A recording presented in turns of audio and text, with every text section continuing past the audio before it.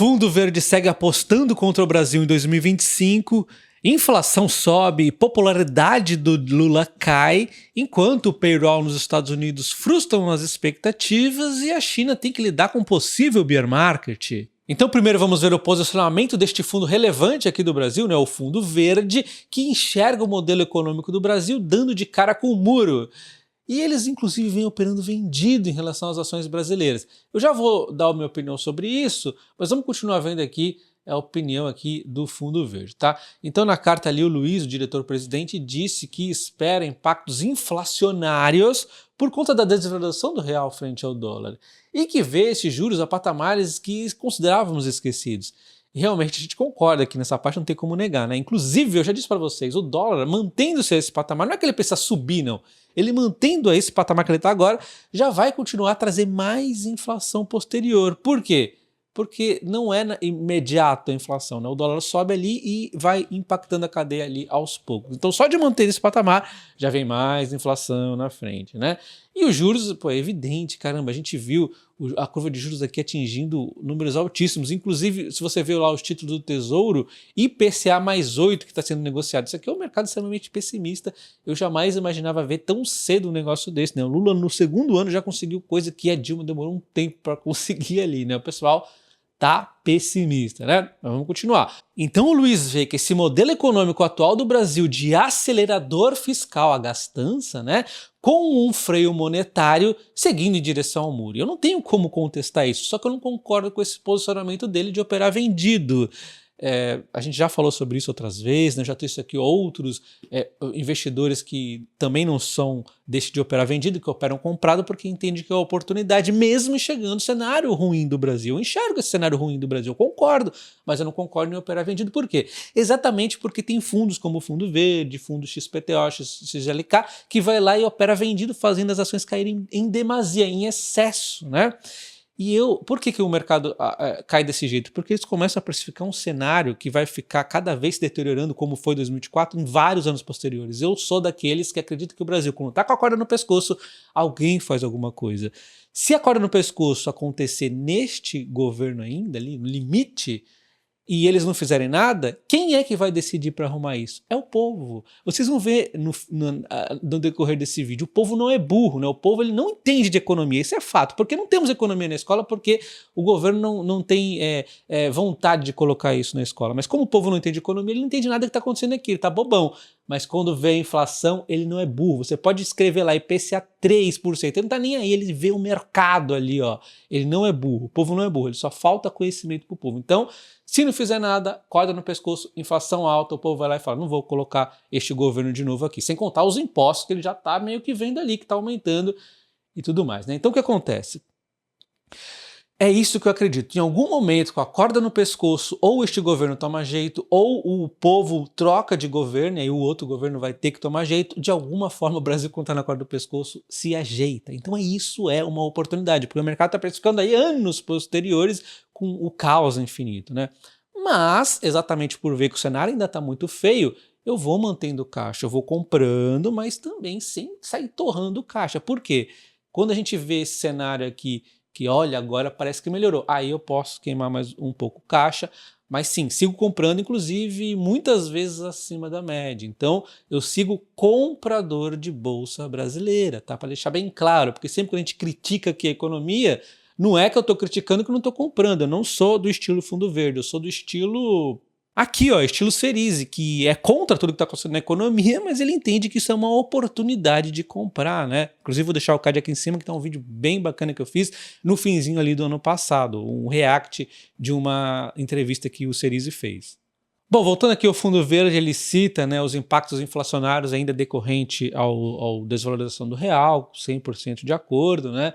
Aí ele fala que das apostas para 2025, eles reiteram então que a opção do governo pelo populismo fiscal revelada em novembro cobra um preço alto. A gente está vendo realmente as ações despencarem, os juros futuros subirem, né? Foi fazer um corte de gastos meia boca com uma gastança junto. Então é isso que a gente está sofrendo aqui a mais, né? Bom, então o fundo começa o ano liquidamente vendido na Bolsa Brasileira e no real. A renda fixa está limitada a uma pequena posição aplicada que se beneficia da queda em juro real, depois da gestão se desfazer da posição em inflação implícita de longo prazo. Ele também reduziu a exposição global em dezembro e a posição em juro real nos Estados Unidos foi trocada por uma posição de inflação implícita. Aproveitando e falando dos Estados Unidos, o payroll derruba as expectativas de novos cortes de juros pelo Fed em janeiro. Os economistas já não precificam mais corte de juros americanos até pelo menos outubro, olha só. Como podemos ver, no dia 8, o seguro-desemprego veio abaixo do esperado, 201 contra 214 esperado, o que mostra ali uma economia aquecida.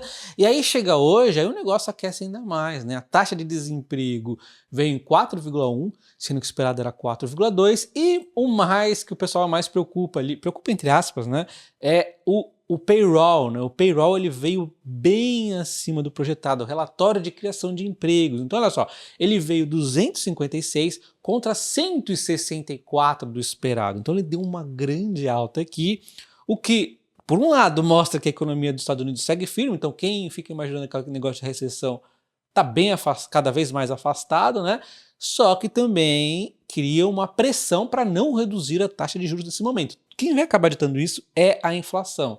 Só que como a inflação está ali meio que um pouco resistente, a gente vê esses relatórios aqui, o mercado já começa a ver que não deve ter queda da taxa de juros, né? Porque o payroll é um indicador muito importante, inclusive, para isso, né? E quando olhamos as expectativas do pessoal, olha só, na semana passada 12% achava que a taxa de juros fosse cair, hoje já é 1,1%, reduziu drasticamente em relação a ontem, né? Então, esquece a queda da taxa de juros em janeiro. Em março é que já tem uma mudança um pouco maior ali, olha só. Na semana passada, um pouquinho mais de 50% esperavam queda da taxa de juros acontecendo. Já hoje, a gente volta aqui para hoje, apenas 25%. Então caiu aqui de um pouco mais de 50% para 25%, uma queda drástica aqui no pessoal que esperava que fosse acontecer a queda da taxa de juros. A matéria fala que o pessoal só vai esperar a queda da taxa de juros lá para o fim do ano, mas na verdade, olha só, em junho já tem ainda um pouco mais da metade aqui, ó, 43% esperando queda da taxa de juros de 0,25 pontos percentuais, e tem também o pessoal que espera mais queda ainda, né, meio pontos percentuais. Então a maioria espera queda da taxa de juros em junho. Só que vindo ali uma inflação mais pesada, alguma coisa, já começa a adiar mais e mais para frente. Enquanto isso, né, isso causa aqui um pouco de realização nas cotações de várias empresas ali americanas. Embora não esteja uma queda forte, mas dá uma realizaçãozinha ali para quem está buscando comprar periodicamente. Eu acho muito bacana isso, né? Outro ponto importante em relação a tudo isso é que uma taxa de juros que no momento está 4,5%, não é uma taxa tão alta como era até outro dia, né? Mas ainda é alta para os padrões americanos recentes, né? Então é uma taxa que incentiva um pouco o pessoal a deixar o dinheiro na renda fixa, por exemplo, de lá, e não se arriscar a vir comprar ações brasileiras também, né? Inclusive os gringos eles continuam vendendo aqui ao longo de 2025 também, eles continuam sendo vendedores, né? Então, isso aqui também acaba mexendo com o dólar, né? Além de, claro, acabar pressionando também a nossa taxa de juros a se manter a níveis mais altos. O cenário que vai acontecer se o Galípolo e a turma lá do Banco Central resolver descer a taxa de juros na marra é dólar subindo, inflação subindo e cenário se deteriorando, né? Então, assim, não adianta forçar a taxa de juros na marra para baixo. E agora vamos falar da China, que está passando por um momento bastante conturbado e está gerando oportunidades em empresas que têm vínculo com ela, principalmente as do aço-ferro, né? Então a gente já pensa na Vale, CSN Mineração, elas estão sofrendo por conta disso. Eu vou dar uma relembradinha aqui com vocês rapidinho o que está acontecendo, né? Então olha só, a matéria aqui, né? Urso chegou, bolsas da China enfrentam bear market por causa de riscos geopolíticos. Então as ações começaram o ano 2024 com um tom fraco, enquanto os investidores preparam para tarifas mais altas, que podem se prolongar a desaceleração econômica na China. Primeiro ponto que é importante a gente tentar entender o que está acontecendo com a China em relação a diferentes frentes aqui. Nós temos aquela frente que sempre vem apanhando recentemente, que é um core de crescimento da China, que é o setor imobiliário, ferro e aço ali, né? Então isso é muito importante.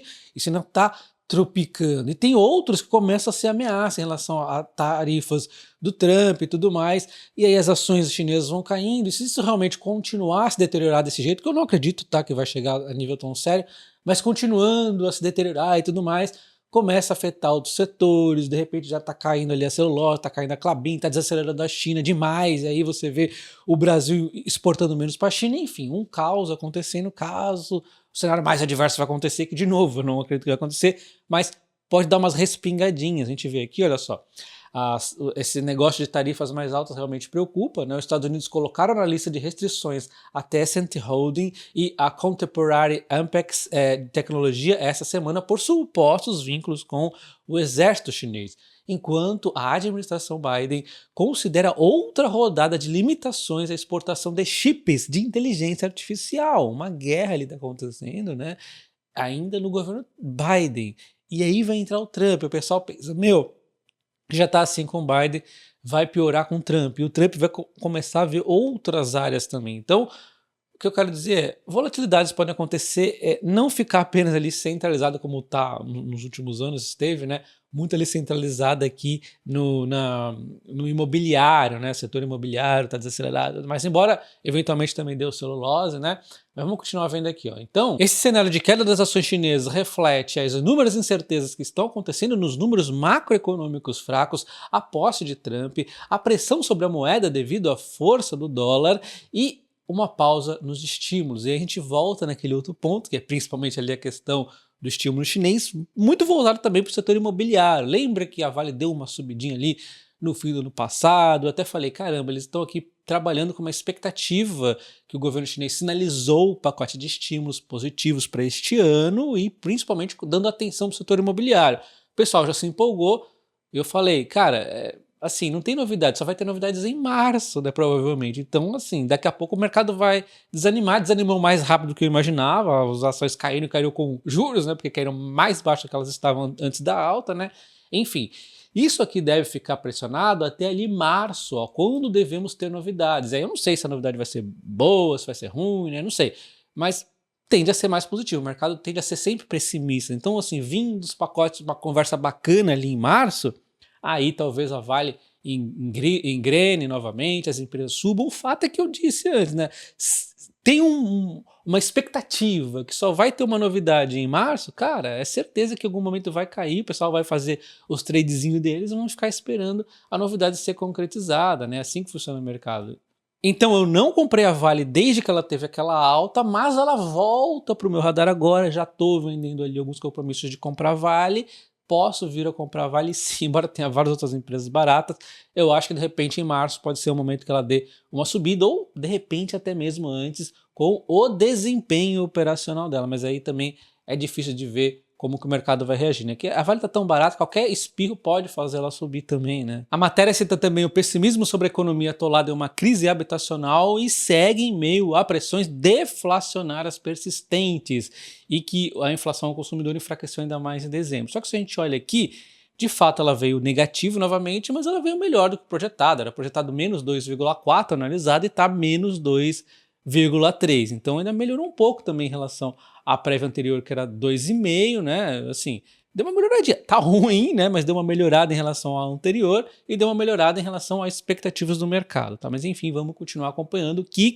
a China vai trazer ali em março de novidade. E aí nós chegamos naquele item que muitas vezes o governo menospreza, mas é ele o que pode fazer derrubar o governo, seja nas novas eleições ele perdendo por conta da sensação do povo do que está acontecendo com a inflação, seja mesmo com uma necessidade obrigatória de reformar ou vai dar ruim demais, né? Então, corda no pescoço ou, de repente, o próprio povo enforcando ali o governo. Então aqui está a chave, está piorando, já vou mostrar. Olha só, inflação a 4,83, fechando acima da meta de 3%, fechando acima do teto de 4,5%. Não adianta querer comparar com a pandemia, né? Só se você tiver problema mental para querer comparar uma coisa que não tem nada a ver com a outra. Também não adianta comparar... Aliás, adianta, você pode comparar aqui o que aconteceu no governo Dilma, né? Aquela explosão de inflação e aconteceu, deu no que deu, né? Bom, aí a gente vê aqui, olha só, 4,83, acima do limite do teto, né? E assim, o problema é as expectativas, né? Estamos com juros altíssimos, a inflação tá aí, ó, querendo subir, eu quero subir, o dólar tá alto, a gente viu, o dólar vai pressionar ainda mais essa inflação. nós temos aqui os itens da inflação, é aqui que o governo vai se lascar. Olha o líder de aumento, 7,69%, alimentação e bebidas, isso no IPCA oficial, porque cada um tem uma inflação. O pobre lá, eu tô achando que ele tá sentindo muito mais, né? Caramba, eu já começo o dia tomando meu café com leite e pão com manteiga, eu gosto disso. Bem alimentação do pobre eu gosto mesmo. E isso aí aumentou pra cacete. Aumentou o leite pra cacete, aumentou o café, recorde histórico de sei lá quantos zilhões de anos. Tá tudo em... O açúcar também, né? Que eu praticamente não uso açúcar, mas assim, aumentou também. Tudo está aumentando e um dos vilões principais é o próprio dólar, né? O dólar vai continuar a fazer efeito aí no pão francês que você gosta, tá? Então pode contar com isso. Segundo item, educação com 6,70. Bom, no meu caso, que eu sei que não é da maioria do povo brasileiro, mas escola particular, da minha filha aumentou aqui para mais de 10%. Acho que foi 12%, negócio assim, e todo ano tá aumentando assim, né? Não sei o que acontece. Enfim, aumenta pra caramba aqui. Terceiro item, saúde e cuidados pessoais. E aí a gente tem, olha só, ó quem foi bonzinho aqui, transportes. Beleza, o petróleo está sob controle. Se de repente esse petróleo disparar, olha o problema, já tem o dólar na alta. Se o transporte dispara, é um problema. E olha só quem pegou leve aqui, habitação. Por quê? Energia elétrica no fim do ano deu uma tranquilizada, né? A energia elétrica tá ali safe, tranquila, só que o governo tá ali, ó, pá, começando aquele das marretadinhas. A energia do Brasil era para ser uma das mais baratas do mundo. Ela é cara e ainda tem essas ameaças por conta de tanto que o governo cutuca. A Dilma traz impacto até hoje no setor energético. E o governo tá dando as marretadinhas dele e vai, como a gente viu ali, saindo as coisas que podem estar saindo, pode piorar muito. Já não tanto em 2025, mas ó, é um efeito bola de neve. 2026 tá lascado. Então, quanto mais ele cutuca essa cenário elétrico, assim... Quanto mais você cutuca, pior fica, tá? Então é uma ameaça que deu uma tranquilizada por conta da bandeira verde e tudo mais, e agora é uma ameaça. Enfim, temos um cenário inflacionário que pode ser muito pior, a puxada de repente pela energia elétrica em algum momento, e o setor de transporte, quem é que sabe para onde vai o preço do barril do petróleo, né? E toda essa gastança, o dólar alto vai pesar mais, e o pessoal tá preocupado na alimentação e bebidas, desse jeito aqui que tá ficando pior, cara, o índice de aprovação do governo vai pro lixo.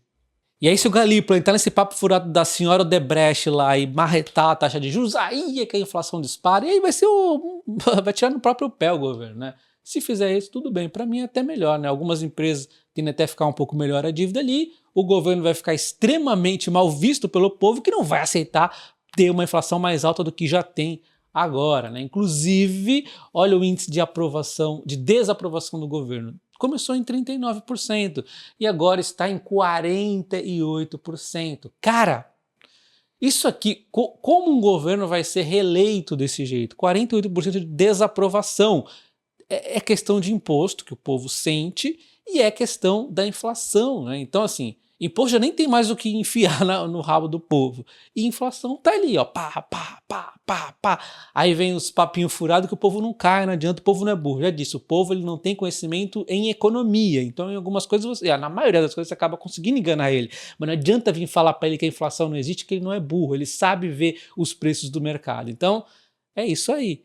Está lascado se ele perder o controle da inflação, né? Ficou claro que mesmo não gostando dos rumos da economia, do cenário se deteriorando todo, existe um exagero no mercado de ações que, na minha visão, acaba se tornando oportunidade, como eu disse no começo do vídeo ali, né? Então por isso que eu sigo comprador, embora eu ainda mantenha um caixa para poder entender em algum momento melhor ali para aportar mais forte, tá? Mas assim, sigo comprador. E lembrando vocês que eu ainda estou deixando em promoção meu curso de investimento nesta virada de ano e quando sair essa promoção não vai ter mais tão cedo, tá? Se é que vai ter esses valores novamente, não sei, provavelmente não.